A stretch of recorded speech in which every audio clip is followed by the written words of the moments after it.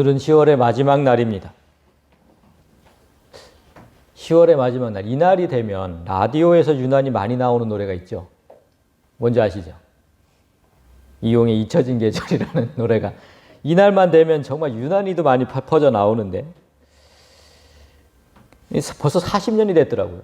이 노래가 나온 지가.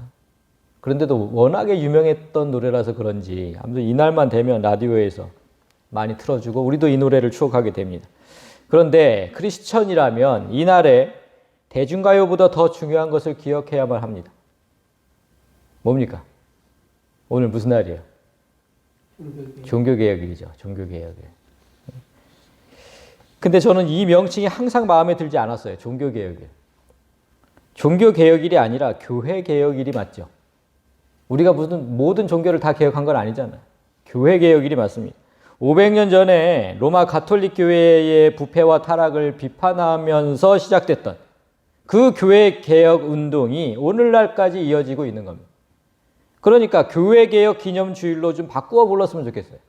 달력마다 다 그냥 종교개혁 주일로 이렇게.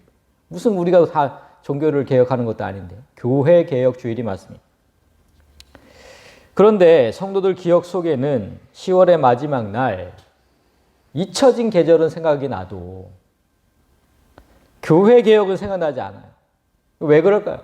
왜 그러냐면 교회가 그래서 그래요. 교회가 뭐 부활절이나 추수감사절이나 크리스마스나 이런 날에는 뭐 예배와 행사로 기념을 하죠. 그런데 이 날에는 어떤 기념도 하지 않거든요. 모든 교회가 다 그래요. 그러니까 성도들이 기억 못하는 건 당연한 겁니다. 그런데 사실 이 날은 개신교의 생일과도 같은 날입니다. 이게 진짜 중요한 날이죠. 사람이 타락한 이후에 우리가 거듭났다는 표현을 하잖아요. 우리 이 성도들을 향해서. 아담이 타락한 이후에, 완전히 타락한 이후에 거듭났다 이렇게 표현하는데 똑같습니다. 똑같아. 교회도 500년 전까지는 완벽하게 타락되어 있던 그런 교회였거든요. 근데 다시 거듭난 거예요. 성령의 도우심으로 거듭난 거. 그게 오늘 10월 31일. 이 얼마나 뜻깊고 감사한 날입니까? 그런데 교회가 이날에 어떤 기념도 하지 않자 마귀가 그 틈을 노려서 자기 것을 기념하는 날로 만들어버렸습니다. 10월 31일이 되면 세상이 뭘로 떠들썩합니까? 10월 31일. 뭘로? 그렇죠. 이 할로윈데이, 할로윈. 어제 뉴스를 제가 잠깐 보니까 이제 좀 코로나가 좀 완화가 됐는지 어쨌는지 거리마다 그냥 젊은이들이 기괴한 복장을 하고 꽉꽉 들어찼어요. 꽉꽉 들어찼어. 이 할로윈데이가 뭔지 잠깐 보겠습니다. 할로윈이라는 뜻은 그러니까 할로가 홀리의 옛날식 영어예요. 거룩한이라는 홀리. 그 옛날식 영어가 할로우거든요. 할로우. 거기에 전야, 그러니까 전날 밤 이브닝을 합성한 단어입니다. 그래서 거룩한 전야 이런 뜻이거든요. 명칭은 참 좋죠. 거룩한 전야, 거룩한 전날 밤. 우리가 뭐 크리스마스 이브라고 하듯이 크리스마스 이브도 전날 밤이잖아요. 거룩한 전야거든. 그런데 거룩한 전야라고 해놓고 젊은이들이 너무 기괴하게 이렇게 하고 놀잖아요. 이렇게 하고. 이게 지금 할로우 복장이에요. 미국에서 했던. 이렇게 마귀 형상을 하고 축제를 즐겨요. 뭐 우리는 어저께 뉴스에 잠깐 나오는 것도 보니까 그냥 얼마나 기괴한 복장들을 많이 했던지. 왜 거룩한 전야라고 해놓고 이렇게 놀까요? 거룩과 마귀는 잘 어울리지 않잖아요. 왜 이런 이름이 붙었는지 한번 잠시 살펴보고 가겠습니다. 이 날은 지금 이거 할로윈 호박으로 막 그냥 해놓고 이 날은 뭐냐면 벌써 오래됐죠. BC 500년 전에 유럽 북부 지역에 살던 그 켈트족의 문화입니다. 저 유럽 북부 지역에 그러니까 거기 뭐 영국의 아일랜드까지 이제 그들의 1년은 10달이었다고 합니다. 10달. 12달이 아니라. 그러니까 10월 31일이 오늘이 한 해의 마지막 날이죠. 그들이 믿은 게 뭐냐면 이날 한 해의 마지막 날에 죽은 영혼들이 땅으로 내려온다고 믿은 거예요. 딱 1년에 한 번, 오늘만. 그러니까 그 귀신들이 내려와서 자기들을 해코지 할까 봐 어떻게 했냐면 스스로 자기들이 귀신으로 변장한 겁니다. 스스로. 그러니까 악령이 자기 편인 줄 알고 그냥 지나가도록. 아, 너도 귀신이구나. 이렇게 지나가도록. 이게 말도 안 되는 얘기인 거죠. 그래서 이 복장을, 이렇게 복장을 하기 시작했다는 거예요. 이렇게. 귀신인 것처럼. 이렇게 처음에는 정말 그들만의 미신 문화였죠. 유럽 북부 지역에 사는 그 켈트족만의 그 미신 문화. 그런데 로마 시대에 와서 이 미신 문화가 발전을 하게 돼요. 로마가 이제 켈트족까지 다 점령을 했던 그런 시대에 로마 제국에 기독교가 또 전파되는 그런 일이 또 일어납니다. 그런데 로마는 원래 여러 신을 섬기는 그런 나라였어요. 다신교였죠. 다신교. 그런 나라였는데 기독교는 뭡니까? 유일신을 섬기는 종교잖아요. 그러니까 기독교에 대한 반감이 큰 거예요. 로마인들이. 지금 신의 신만 신이라 그러고 그 신만 믿으라 그러고 이렇게 얘기를 하니까 포교 자체가 되질 않아요. 기독교인으로 포교를 할 수가 없어요. 그 사람들은 다 여러 신을 만들어 놓고 자기가 맞는 때에 그 신을 찾아가서 기도하는데 이건 아니거든, 기독교는. 그러니까 포교 자체가 안 되는 거예요. 그러니까 기독교 성직자들이 어떻게 했느냐? 그 로마인들의 구미에 맞게 기독교를 바꿔버렸어요. 기독교 안에 여러 신을 만든 거예요. 생각해 보십시오. 그럼 하나님 외에 어떤 신을 어떻게 만들었을까요? 뭐 다른 신들을 이렇게 다 기독교 안에 들여왔을까요? 그렇게 하면 안 되죠. 그건 안 되는 거니까 어떻게 했냐면 이 사람들이 사람을 신으로 만들었습니다. 사람을. 교회 역사 속에서 위대한 신앙의 발자취를 남긴 12사도, 그리고 바울, 그리고 몇몇 성인을 그 신으로 격상시키고 구미에 맞는 성인에게 기도하도록 유도를 했어요. 이게 지금 이렇게 12사도와 바울, 신으로 만들어 놓은 거예요. 그러니까 거룩하게 살다가 죽어서 지금은 하나님 가까이에 있을 것으로 예상되는 이런 사람들, 아주 성인들, 그런 사람들에게 내 문제가 잘 풀리게 해달라고 기도를 한 거죠. 하나님 곁에 가까이 있으니까 제발 내 문제를 좀 잘 좀 얘기해달라고 청탁을 한 거죠. 이런 게 지금 이런 걸 만들어 놓은 거예요. 그러니까 마치 우리 민족이 죽은 조상들에게 비는 것과 똑같은 짓을 교회가 한 겁니다. 죽은 사람들에게 비는 거잖아요. 뭐가 다릅니까? 우리 조상하고. 똑같은 거죠. 그리고 1년에 한 번은 그 모든 성인을 기념한다. 이 모든 성인을 기념한다는 뜻으로 만성절이라는 것을 지켰습니다. 모든 만자, 거룩할 성자, 모든 성인을 기념한다. 만성절. 그날이 바로 11월 1일입니다. 로마 교회가 정한 날이에요. 만성절, 11월 1일. 그러면 만성절의 전야, 이분날이 언제면 10월 31일, 오늘이잖아요.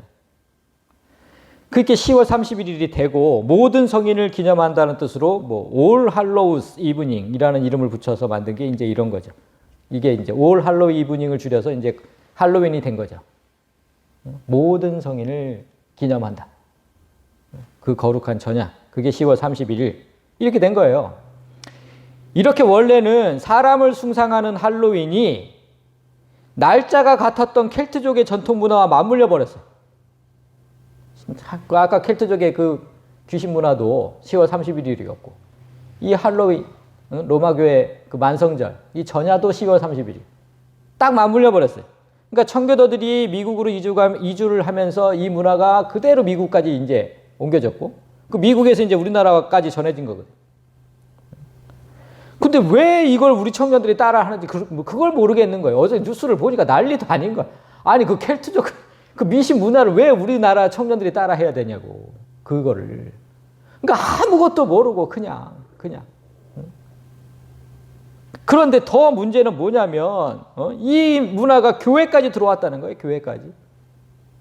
이건 정말 다른 나라 전통이고 귀신 흉내를 내는 악한 문화인데 이 교회까지 들어왔어요. 일부 주일학교 교사들이 아이들을 분장해 주면서 참, 그 모습 못 보셨습니까? 일부 교회 가면 있어요. 아직 뭐 올해도 하는 교회가 있을지도 모르겠는데 아이들을 분장해 주면서 이 문화에 참여토록 하는 모습을 자주 봅니다. 자주 봐요.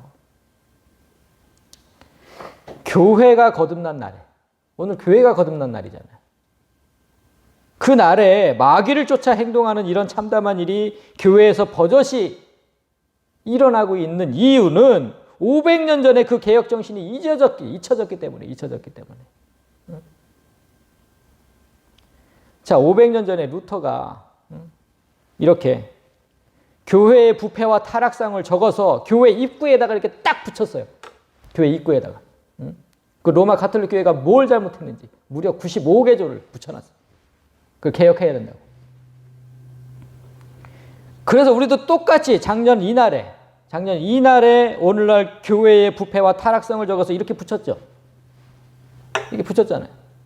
루터가 붙였듯이 똑같이 붙인 거예요.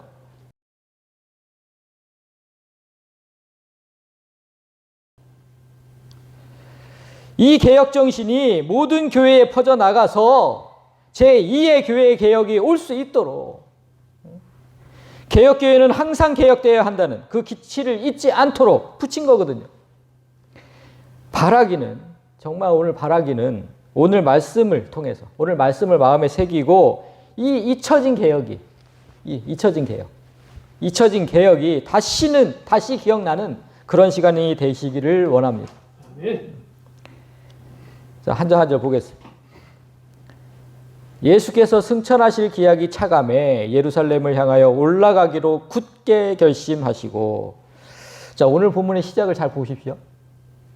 예수님께서 예루살렘에 올라갈 결심을 하셨다는데 그 이유에 시선이 쏠립니다. 그 이유가 뭐냐면 승천하실 기약이 차가서. 이 좀 이상하죠. 눈에 쏠리지, 좀 이렇게 좀 눈에 그게 박히지 않습니까? 우리가 이제 대부분 이렇게 얘기할 때는 예수님께서 십자가에 달리시기 위해서 예루살렘을 향해 가시든지, 그러니까 사람을 살리기 위해서 가신다든지, 뭐 이래야 되는데, 아니, 예수님께서 승천하시려고 가시는 건 아니잖아요. 사실. 근데 그게 지금 목적이 됐어요. 승천하실 기약이 작아서. 여기에 제가 먼저 눈이 쏠린 거예요. 왜 이렇게 썼을까? 오늘 본문에서는. 여기서 그래서 승천이라고 번역한 단어를 잠깐 보면 아날렘프시스, 들어 올리다라는 뜻이거든요. 들어 올리다. 저 밑에 있는 걸 들어 올리다. 그러니까 뭡니까? 예수님께서 스스로 이렇게, 그러니까 자기 자신이 그냥 팍 올라가는 게 아니고 하나님께서 밑에 있는 사람을 들어 올린다는 그 표현이거든요. 이런 뜻이에요. 근데 이 단어는 신약에서 유일하게 이곳에서만 쓰였어요. 오늘 본문에서만. 유일하게 오늘 본문에만 쓰였고, 구약에서는 그럼 언제 쓰였을까요? 하나님께서 사람을 들어 올리신다. 어디에 쓰였을까요? 있잖아요. 구약에. 에녹과 엘리야. 그 들어 올리실 때 쓰였어요. 이 단어가. 그러니까 따라서 예수님께서 살아서 승천하신다는 것을 의미하는 거예요, 지금. 살아서 승천하실 때가 차감해. 지금 그 뜻이거든요. 살아서 하나님께서 들어 올리실 때가, 그때가 차감해 예루살렘을 향하여 올라가기로 굳게 결심하셨다. 이 뜻입니다. 그런데 예수께서 그렇게 살아서 승천하시려면, 그 영광을 누리려면 뭐부터 해야 되냐면 십자가에 달려야만 되는 거죠. 그래서 성경은 지금 예수님이 굳게 결심하셨다. 나 반드시 하나님께 끌어올려져야 되는데 그러려면 내가 십자가에 달려야 되니까 굳게 결심을 해. 굳게. 여기서 지금 굳게 결심했다. 이 단어를 스테리조라는 단어, 스테리조. 지지하다, 고정시키다. 이런 단어인데 마음을 단단하게 고정한다는 의미예요. 마음을 단단하게 고정한다. 그래서 변경할 수 없는 결심을 뜻하는 거예요. 전혀 이제 앞으로는 전혀 변경할 수가 없어요. 변하지가 않아. 그런 결심을 뜻하는 단어, 스테리조. 이 단어 그래서 어디에 쓰였는지 제가 예를 들어서 한번 말씀을 드리면 더 와닿으실 건데 여기에 쓰였거든요. 너희와 우리 사이에 큰 구렁텅이가 놓여 있어. 여기서 너희에게 건너가고자 하되 갈 수 없고 거기서 우리에게 건너올 수도 없게 하였느니라. 어디인지 아시죠? 어딘 것 같아요? 부자와 나사로. 부자와 나사로. 이게 부자가 지옥에 갔는데 천국에 있던 아브라함과 그 품에 안겨 있는 거지를 보죠. 거지 나사로를 봐요. 그러니까 불지옥에서 너무나 목이 말랐던 부자가 아브라함에게 물 한 방울만 찍어서 좀 내 입을 좀 이렇게 서늘하게 해달라. 뭐 이런 부탁을 해요. 그러니까 아브라함이 한 말이에요. 아브라함. 천국과 지옥 사이에는 큰 공간이 있어서 사람이 건너갈 수 없는 그런 큰 공간이 있어서 내가 너에게 물 한 방울을 찍어줄래야 줄 수가 없다. 찍어줄래야 줄 수가 없다. 응? 여기서 지금 빨간 걸로 해놓은 큰 구렁텅이가 놓여 있어. 이게 스테일이죠. 이게 스테일이죠. 그러니까 뭡니까? 천국과 지옥 사이에는 변경할 수 없는 구덩이가 있어서 한 번 결정되면 절대로 변하지 않아. 사람이 천국에 있든 지옥에 있든 결정되면 변하지 않아. 변하지 않아. 거기는 끝까지 거기서 살아야 돼. 이걸 명심해야 돼. 변하지 않는 스테일이죠. 이렇게 예수님은 이제 변경할 수 없는 결심을 하셨다는 거예요. 변경할 수 없는 결심을. 스테일이죠. 기억하십시오. 예수님처럼 우리가 살아서 승천하고 싶다면, 하나님께 끌어올려지고 싶다면 우리도 변경할 수 없는 결심을 해야 한다. 우리도. 그럼 어떤 결심을 해야 하는지 한번 봅시다. 52절. 사자들을 앞서 보내심에 그들이 가서 예수를 위하여 준비하려고 사마리아인의 한 마을에 들어갔더니, 여기서 잠깐 지도를 봅시다. 지도를. 사마리아가 어디 있습니까, 지금? 여기 있죠? 여기 지금. 여기 사마리아 보이시죠? 지금 오늘 본문에서 예수님은 이 갈릴리 지역에 계십니다. 여기서 지금 이 길로 가셔야 돼요. 예루살렘으로. 반드시 사마리아를 거쳐야 되죠. 반드시. 이거 다 사마리아 지역이니까. 만약에 여기를 거치지 않으면 여기 지금 요단강이잖아요. 건너서 이렇게 오셔야 돼요. 이건 너무나 힘든 길인 거죠. 뭐 건너서 또 배를 타고 뭐 이렇게 오셔야 되는데. 너무나 힘든 일이죠.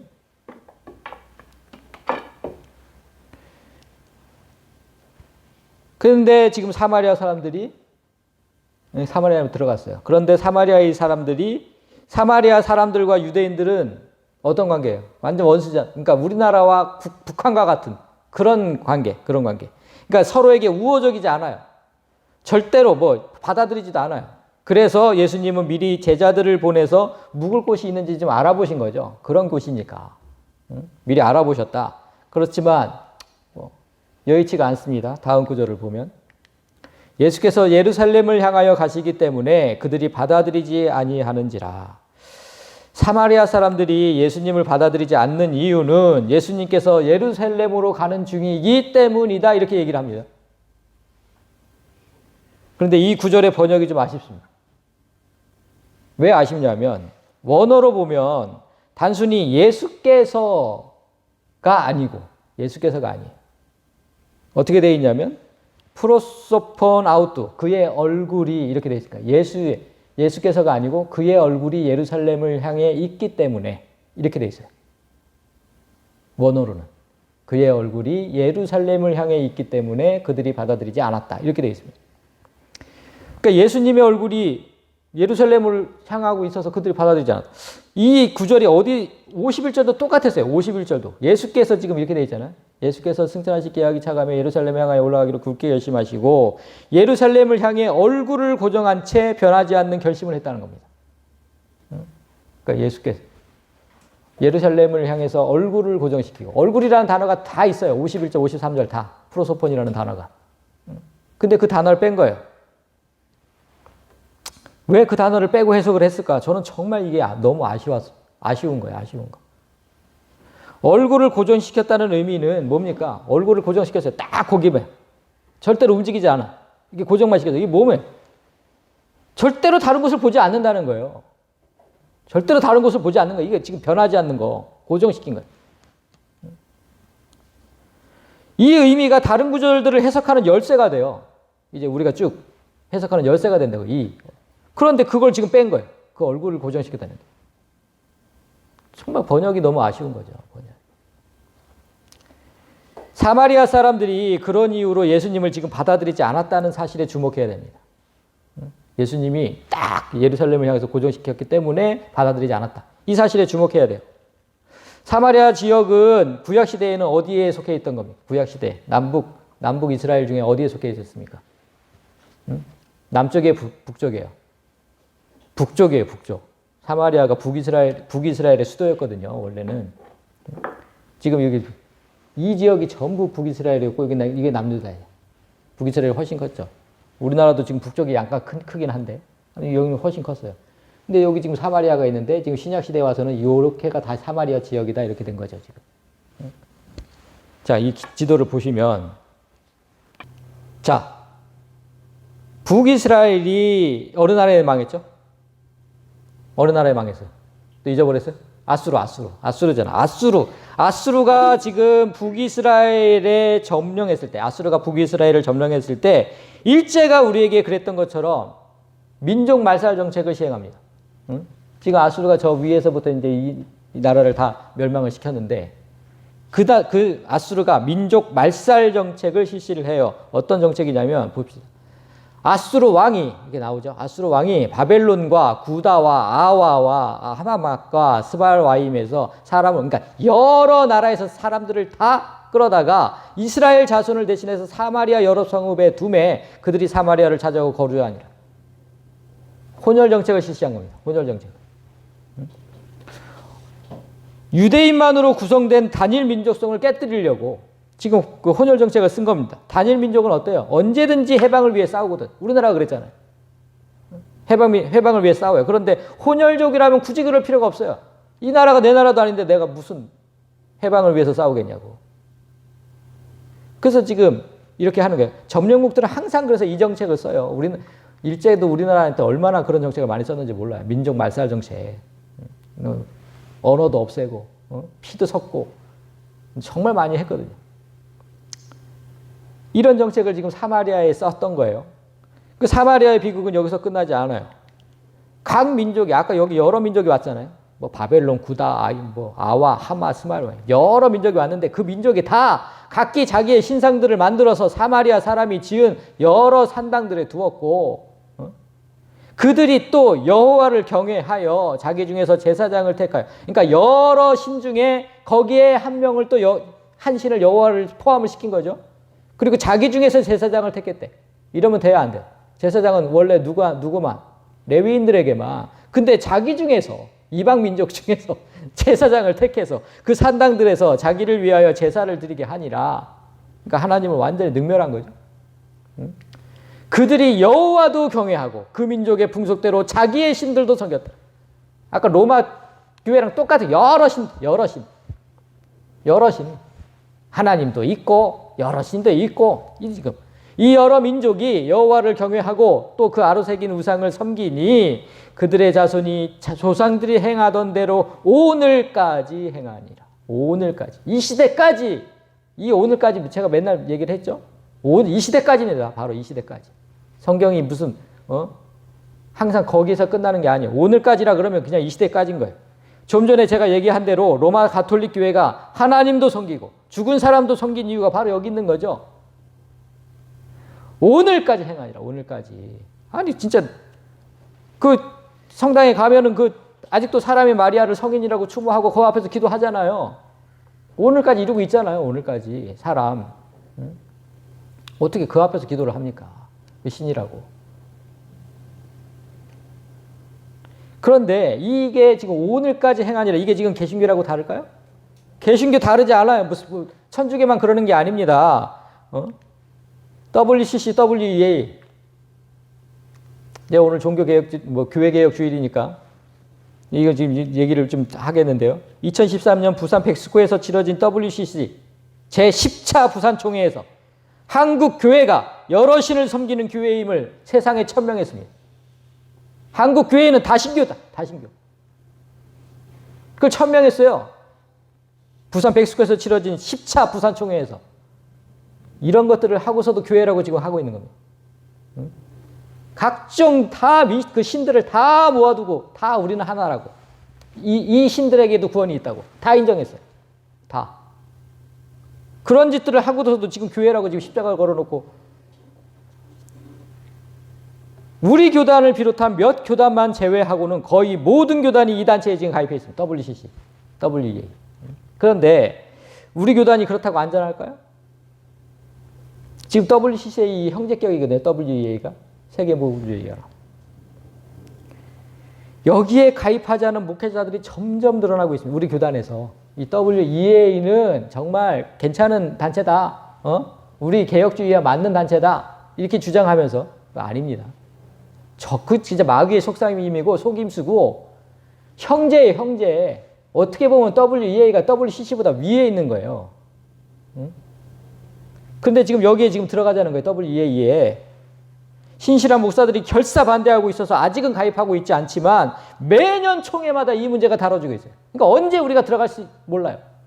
총회 때마다 다뤄지고 있기 때문에. 가입하자는 목사들이 점점 늘어나고 있으니까. 이 마귀 새끼들이. 진짜 기도해야 될 문제죠. 언제 우리 교단이 마귀의 입에 들어갈지 모릅니다. 그러니까 오늘까지 이르니라, 뭐 오늘까지 행하니라, 이 말씀을 명심해야 되는 거예요. 명심해야 돼. 우리 기독교 안에도 여러 신을 섬기는 이런 것들이, 그러니까 사마리아인의 모습이 곧 우리의 모습인 거예요. 이때부터 사마리아가 남유대 사람들에게 배척당하기 시작한 거예요. 여러 신을 섬기는. 그럼 이제 동족도 아니잖아요. 혼혈 정책을 썼으니까. 이제 동족도 아니고 여러 신을 섬기는 종족이기 때문에 유대인들이 항상 개처럼 여긴 거예요. 니들이 그러고도 무슨 뭐 우리랑 똑같다고? 아니지. 니네들은 개지. 그러니까 사마리아인들도 유대인들을 적대시한 건 당연하죠. 서로가 이제 원수처럼 지내는 서로가. 그래서 지금 53절에 예수께서 예루살렘을 향하여 가시기 때문에, 그러니까 예수님의 얼굴이, 즉 예수님의 모든 관심이 예루살렘을 향해 있으니까 그들이 받아들이지 않았다는 거예요. 예루살렘에만 관심이 있잖아. 우리한테는 관심도 없잖아. 그러니까 안 받아들인다고 우리는. 딱 그거예요. 그거. 정말 안타까운 게 뭐냐면 예수님의 십자가 사역에는 유대인들만 포함되어 있습니까? 그거 아니잖아요. 사마리아인들도 포함되어 있거든요. 근데 지금 예수님이 예루살렘에 향해서 얼굴을 고정시키는 이유를 모르는 거죠. 그걸 모르는 거예요. 그냥 자기하고는 상관없다 그러니까 안 받아들이는 거예요. 54절 제자 야고보와 요한이 이를 보고 이르되 주여 우리가 불을 명하여 하늘로부터 내려 저들을 멸하라 하기를 원하시나이까. 오늘 본문이 있는, 지금 오늘 본문 9장이죠. 9장 그 30절에 보면 베드로와 야고보와 요한이 변화산에서 엘리야를 본 기록이 나와요. 특히 야고보와 요한은 성격이 불같아서 예수님께서 우레의 아들이다 이런 별명을 지어줬어요. 우레, 그러니까 천둥의 아들이다. 아무튼 성격이 불같았던 거죠. 그 성격이 지금 나오고 있는 거예요. 야고보와 요한. 엘리야가 갈멜산에서, 그러니까 엘리야를 방금 전에 봤기 때문에 그들이 엘리야가 갈멜산에서 바알의 선지자를 불러 태웠던 그런 역사가 있잖아요. 그런 것처럼 우리가 저들을 그렇게 하기를 원하십니까? 지금 예수님을 안 받아들여 이것들이 아주 그냥 불로 다 태워버려 그냥. 불같은 성격이 나온 거죠. 그래서 예수님께서 지금 무슨 이유로 예루살렘에 가시는지 사마리아인들도 잘 모르고 이 제자들도 잘 모르는 거예요. 사마리아인들도 살리시려고 가시는데 다 죽여버릴까 이런. 똑같이 모르는 거예요. 똑같이. 뭐 다를 게 하나도 없어. 예수의 제자라고 해서. 오늘날 예수의 제자라고 자처하는 이들이 자기가 얼마나 하나님 뜻을 모르는지 좀 깨달았으면 좋겠어요. 이런 걸 보고. 좀 깨달았으면. 그래서 예수님께서 꾸짖으시죠. 예수께서 돌아보시면 꾸짖으시고 함께 다른 마을로 가시니라. 뺑 돌아가신 거죠. 뺑 돌아가신 거. 아까 봤잖아요. 뺑 돌아가셔야 되는데. 별다른 말씀 없이 그저 꾸짖으시고 먼 길로 돌아서 가세요. 그렇게 가는 길에 이제 다음 절부터 세 사람이 등장을 합니다. 그 세 사람을 만나게 되는데 이들을 통해서 성경이 우리에게 이제 세 가지를 말씀하십니다. 세 사람, 한 사람 한 사람 통해서 반드시 우리가 깨달아야 될 게 있다. 세 가지. 뭐냐? 첫 번째, 사마리아인들이 예수님을 거절한 이유. 그러니까 첫 번째 사람에게서는 이 이유를 알게 돼요. 그 다음에 두 번째 만나는 사람에게는 예수님께서 얼굴을 예루살렘에 고정시킨 이유를 알게 돼요. 그 세 번째 만난 사람에게서는 사람이 사람을 신처럼 섬기는 일을 알게 돼요. 우리가 이제까지 얘기했던 거잖아요. 이 이유를 이제 그 밑에 구절부터 알게 된다. 자, 한번 봅시다, 그럼. 57절. 길 가실 때에 어떤 사람이 여짜오되 어디로 가시든지 나는 따르리이다. 첫 번째 만난 사람을 지금 이 누가는 단지 어떤 사람이라고 표현했어요? 이 누가복음이 누가잖아. 누가는 어떤 사람이라고 표현했는데 마태는 분명하게 이 사람의 신분을 밝힙니다. 마태복음 8장 19절에 한 서기관이 나와 예수께 아뢰되 선생님이여 어디로 가시든지 저는 따르리이다. 자, 서기관이라고 밝혔습니다. 서기관이 누굽니까? 율법을 해석하고 가르치는 자입니다. 그러니까 오늘날로 따지면 신학 교수 같은 사람이에요. 신학 교수. 이런 사람이 지금 제자가 되겠다고 나선 거예요. 신학 교수가. 제자가 되겠습니다. 그러면 예수님이 기뻐해야 되는데. 그렇지. 너 같은 애가 와야지. 이래야 되는데.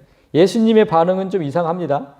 예수께서 이르시되 여우도 굴이 있고 공중에 새도 집이 있으되 인자는 머리 둘 곳이 없다 하시고, 그러니까 여우나 새들도 저녁이 되면 들어가 쉴 곳이 있는데 나는 쉴 곳이 없다. 나는. 응? 어제는 사마리아에서 쫓겨났고 내일은 예루살렘에서 쫓기고 핍박받을 거야. 응? 난 어디들 가든 쉴 데가 없어. 다 나를 핍박하고 쫓아내고.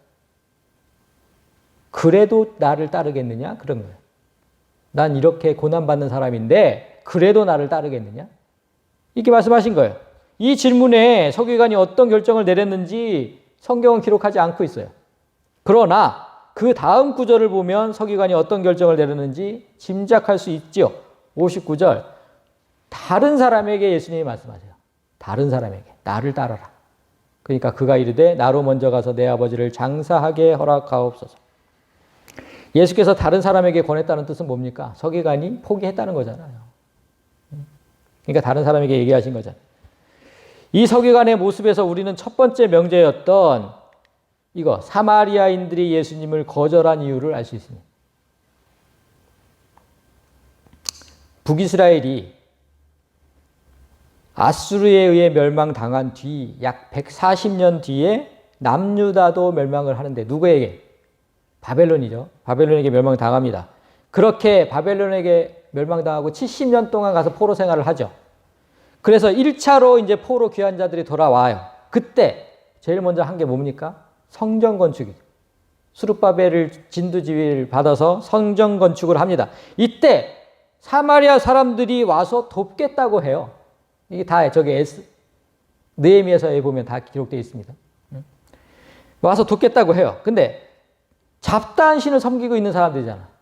사마리아 사람들이. 잡다한 신을 섬기면서 선한 얼굴로 다가와서 종교적 타협을 지금 시도하고 있는 거거든요. 지금 똑같은 거 WCC랑 잡다한 신을 섬기고 있으면서 계속 우리한테 교류를 하자는 거예요. 교류를. WCC랑 똑같은 얘기를 지금 하는 겁니다. 경건한 수룹바벨과 유대인들이 이를 받아들이지 않죠. 우리가 지금 거부하는 것처럼. 거부합니다. 수룹바벨과 유대인들이 거부해요. 니들하고 우리하고는 결이 다르다. 함께 할 수가 없다. 그러자 그들은 그때부터 어떻게 합니까? 적극적으로 성전 건축을 방해합니다. 못된 것들이죠. 지금 WCC가 우리한테도 그래요. 지들밖에 모르는 수구 꼴통이라는 어쨌든 이렇게 욕을 하고 있으니까 적극적으로 방해를 해요. 성경은 지금 이런 역사를 사마리아인들의 이런 역사를 서기관을 통해서 다시 보여주고 있는 거예요. 서기관을 통해. 어떻게 보여주고 있습니까? 서기관은 아까 뭐라 했어요? 신학교수라고 했죠, 제가? 신학교수로서 그 머릿속에 잡다한 지식이 있어요.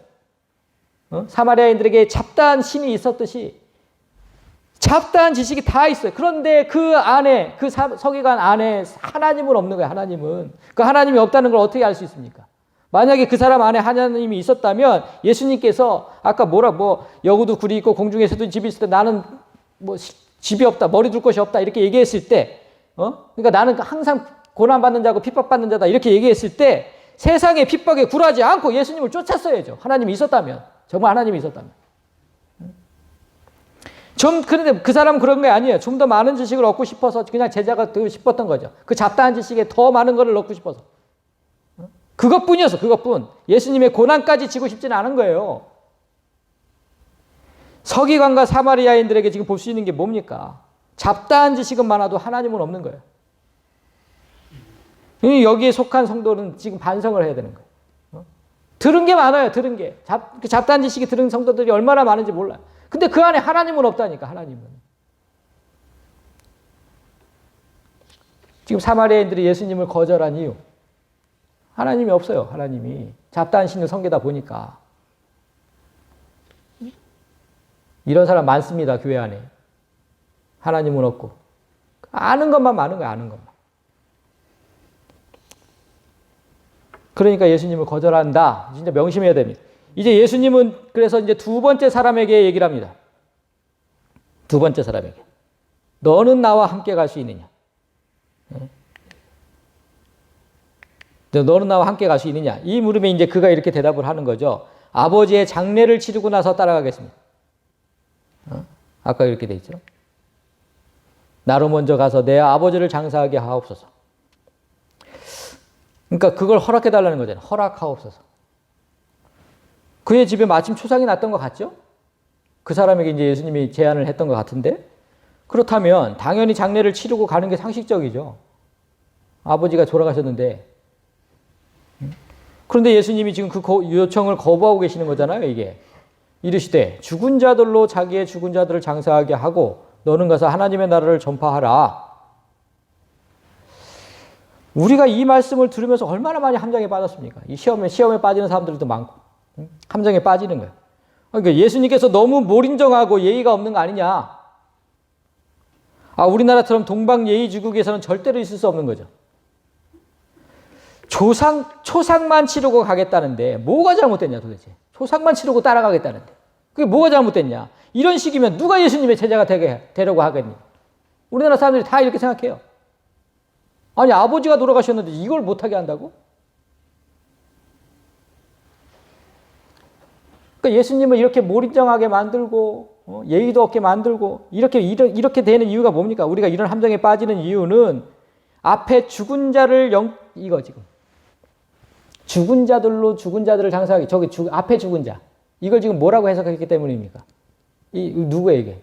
영적으로 죽은 자라고 여러분 다 그렇게 알고 계셨잖아요. 영적으로 죽은 자라고. 그러니까 영적으로 죽은 자들로 그냥 육체적으로 죽은 자들을 장사하게 하고 이렇게 아는 거잖아요. 여태까지. 그러니까 예수님이 완전히 예의도 없고 그냥 몰인정한 사람. 우리가 무슨 지금 이렇게 다 성도가 됐는데 아버지 장사 지내면 안 됩니까?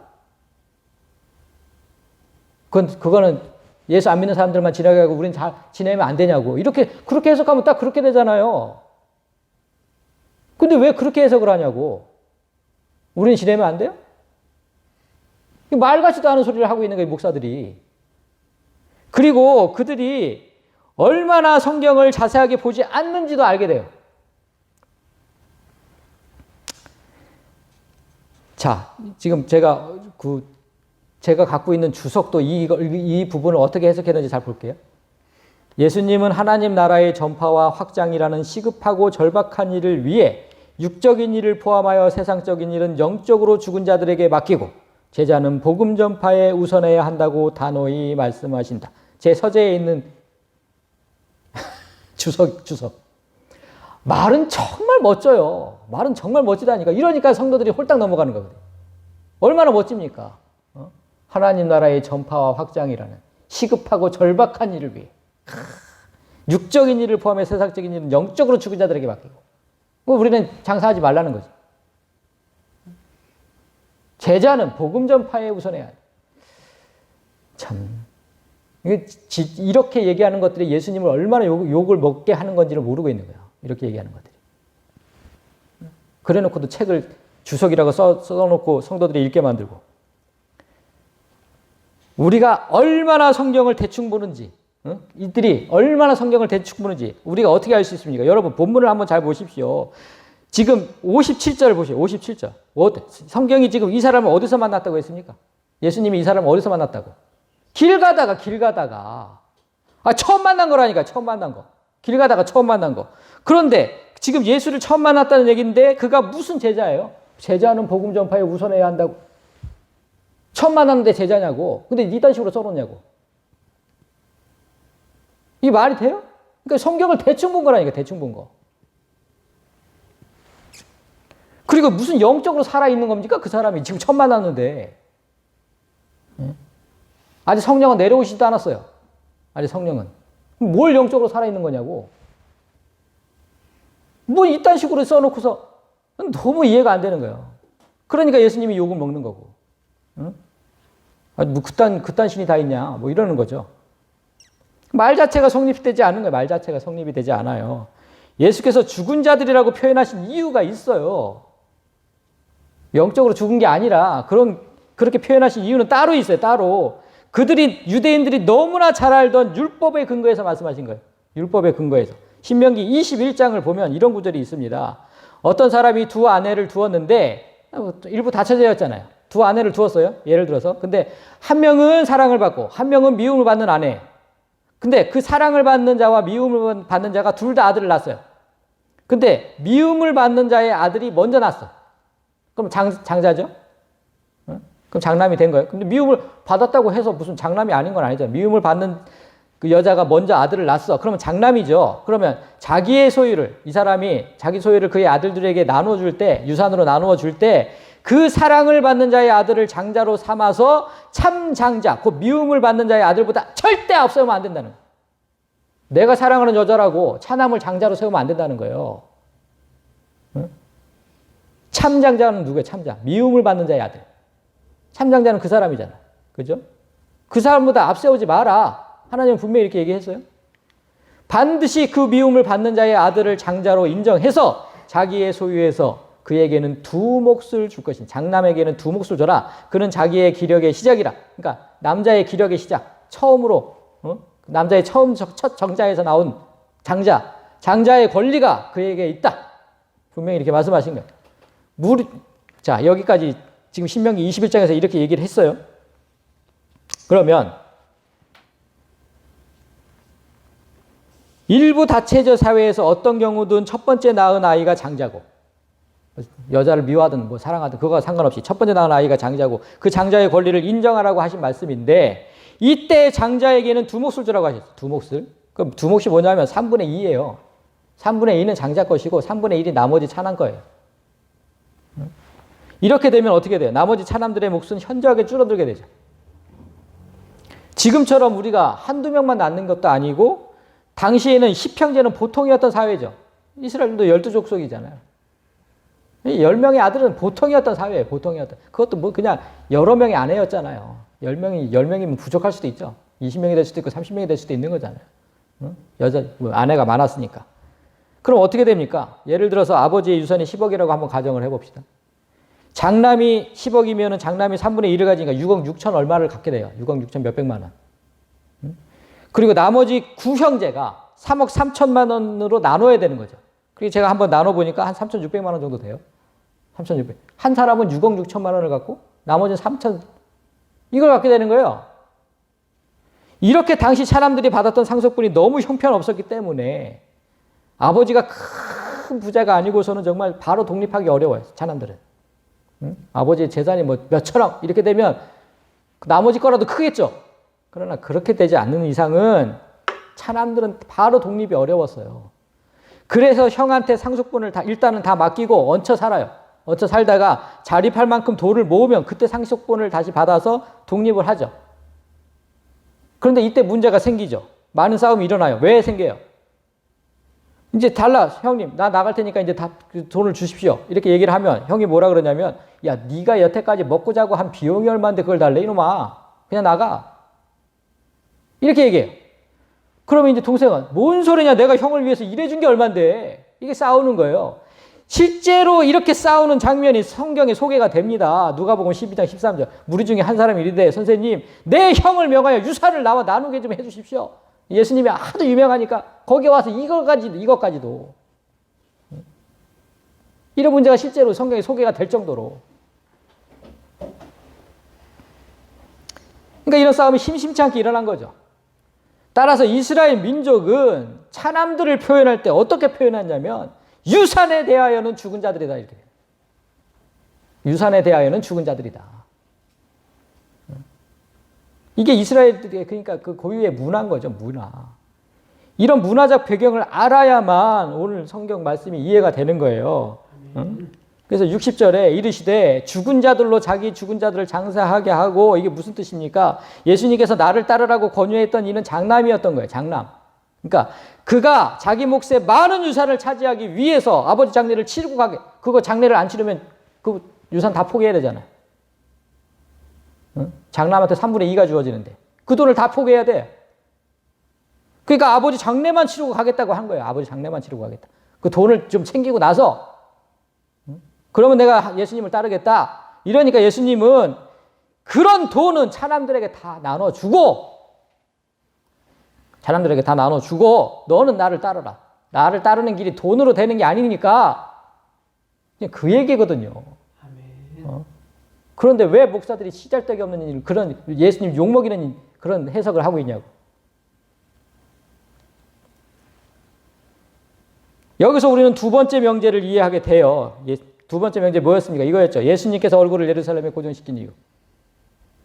예수의 길은 재물에 눈을 고정하고서는 절대로 갈 수 없는 길이라는 거예요.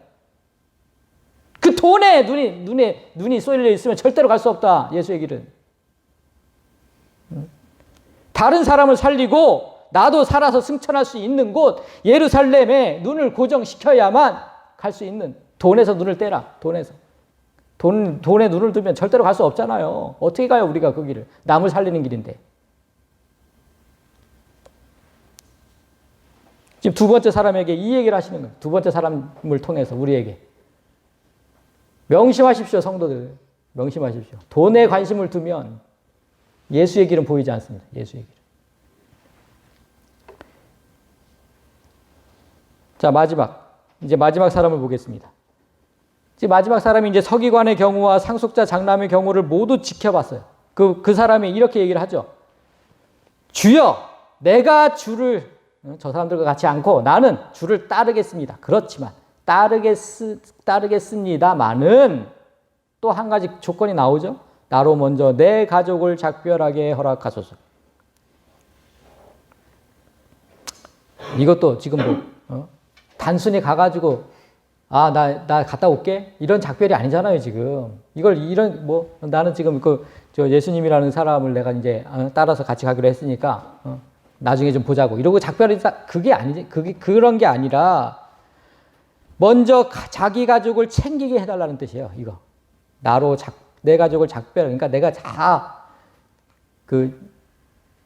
가족들이 먹고 살 만한 것들을 다 챙겨놓고 다 장만해 놓고 그렇게 다 해놓고 작별하고 그러면 내가 예수님을 따르겠다 이 말이거든요. 이 말 뜻이. 내 가족들을 먼저 챙기고 나서 그 후에 예수님을 따라가겠다. 그러니까 예수님이 뭐라 그러시냐면 예수께서 이르시되 손에 쟁기를 잡고 뒤를 돌아보는 자는 합당한 하나님의 나라에 합당하지 아니하니라 이렇게 얘기를 했어요. 자, 쟁기질을 어떻게 하는지 우리 청년들이 잘 모를 것 같아서 잠깐 보여주면 이렇게 합니다. 쟁기질. 저게 지금 쟁기질이죠. 이런 상황에서 농부가 자꾸 뒤를 돌아본다고 생각을 해보세요. 소는 앞으로 막 그냥 소가 무슨 똑바로 갈 그런 짐승이 아니고 농부가 이렇게 움직이는 대로 가는 건데 농부가 자꾸 뒤를 본다고 해요. 어디로 가겠습니까, 소가? 밭이 똑바로 갈리겠어요?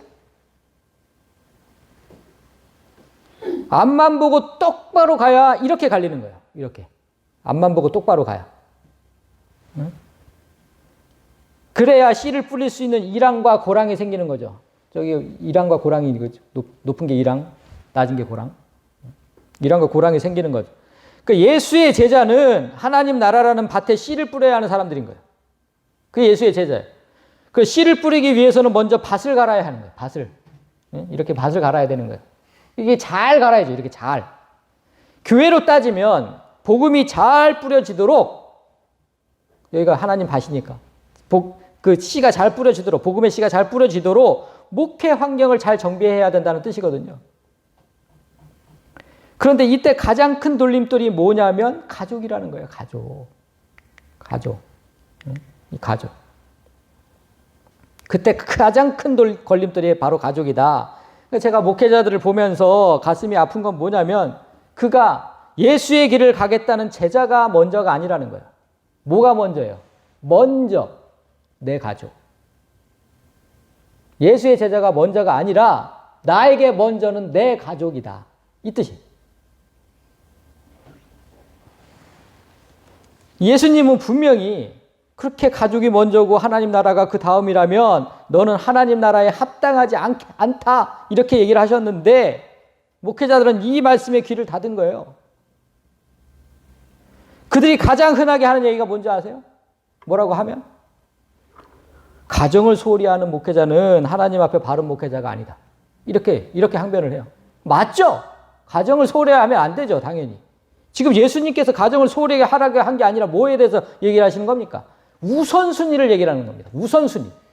하나님 나라가 먼저고 그 다음에 가족이다. 그 얘기죠. 누가 가족을 소홀히 하라고 했습니까? 뭐 그딴 소리를 하고 있어. 목회자가 가족을 위해서 조금 더 큰 집을 구하려고 하고 조금 더 큰 차를 구하려고 하고 조금 더 좋은 음식을 탐낸다고 하면 그래서 성도들을 시험 들게 하고 실족하게 했다면 그는 하나님 나라를 챙기질하면서 계속해서 뒤를 돌아본 그런 자다 이렇게 얘기하시는 거예요. 응? 하나님 나라는 엉망진창이 되는 거예요. 자꾸만 뒤를 돌아보니까 가족을 돌보느라고 하나님 나라는 엉망진창이 돼요. 성도들이 시험을 들까 못 들까 뭐 상관도 없어. 가족만 보는 거예요. 가족만. 자기 자녀를 유학 보내기 위해서 자기 아내에게 명품을 사주기 위해서 성도들에게 각종 헌금을 요구했다면 그는 쟁기라는 것 자체를 한 번도 잡아보질 않은 자는 밭할 생각조차 없었던 거예요.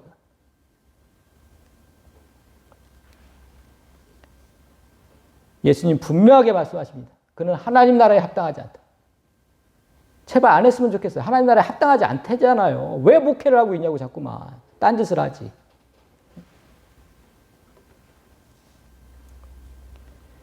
로마 가톨릭 교회처럼 사람이 사람을 신처럼 섬기는 이유.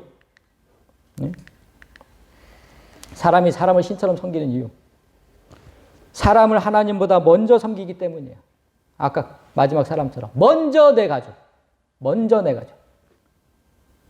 하나님보다 사람을 먼저 챙기면 그 사람이 신이 된다니까요. 그 사람이 신이 된다고. 그걸 우상이라고 하는 거예요. 우상.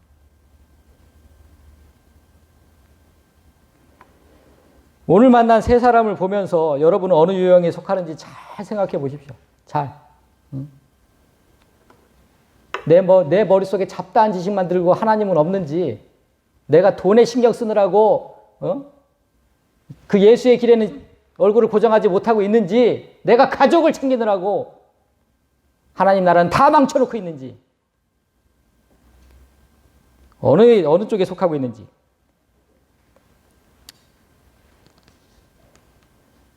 그렇게 파악이 되면 곧바로 개혁해야 돼요. 말씀이 우리에게 필요한 게 그거 아닙니까? 내가 여태까지 몰랐는데 말씀을 듣고 깨달아진 거예요. 그러면 개혁해야죠. 개혁을 해야죠. 성도들이 가장 많이 착각하는 게 뭐냐면 자신은 너무너무 신앙생활을 잘하고 있다는 거예요. 그 잘하고 있다는 착각이 왜 드는지 아세요? 성도들이 왜 그 착각이 들까요? 이것 때문에 그래. 이것 때문에. 너희는 말씀을 행하는 자가 되고 듣기만 하여 자신을 속이는 자가 되지 말라. 우리가 신앙생활을 잘하고 있다고 착각하는 이유는 항상 말씀을 너무너무 잘 들었기 때문이에요. 그러니까 난 잘하고 있다고 생각하는 거예요.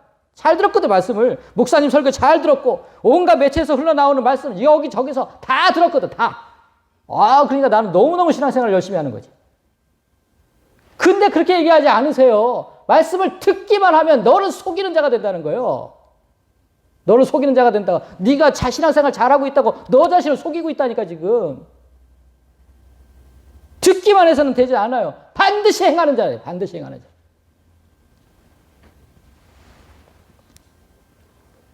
이 행함이 없으면 여러분은 신앙이 절대로 없는 겁니다. 내가 하나님을 원하는지, 하나님의 복을 원하는지 잘 생각해 봐야 되는 거예요. 내가 교회 다니는 이유가 하나님만을 구한다면 진짜 하나님만 있으면 돼. 난 이 세상 거 아무것도 필요 없어. 하나님만 계시면 돼요. 이것만 원한다면 하나님 말씀을 행하려고 몸부림을 칠 거예요.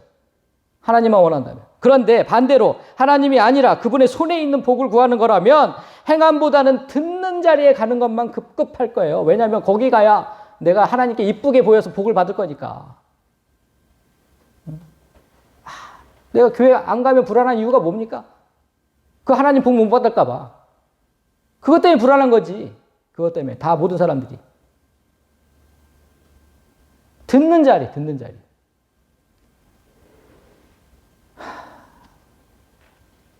여러분, 오늘 교회개혁 504주년이거든요.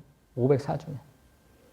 504주년을 맞이하면서 교회의 개혁은 나 자신의 개혁부터 시작돼야 한다는 사실을 명심하십니다. 그 한 사람 한 사람이 모여서, 그렇게 개혁된 사람들이 모여서 뭐가 되는 거예요? 교회, 개혁 교회가 되는 거예요. 목사 한 사람이 이렇게 외친다고 되는 게 아니고 그 한 사람, 개혁된 한 사람 한 사람이 모여서 개혁 교회가 되는 거잖아요. 말로만 맨날 개혁교회. 무슨 우리나라 교회가 지금 개혁교회입니까?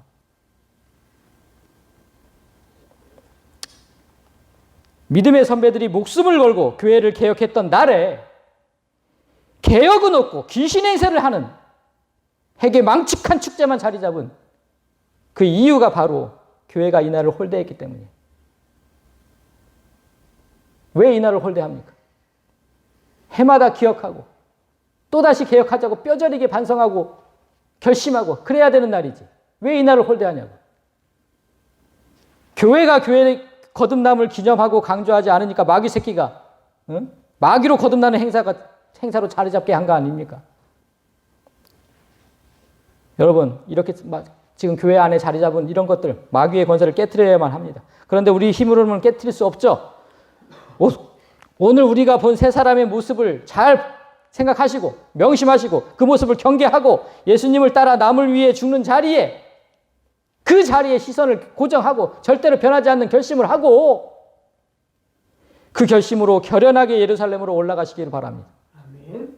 그 길만이 잊혀진 개혁을 다시 일깨우고 우리를 늘 개혁하는 교회로 이끌어갈 것입니다.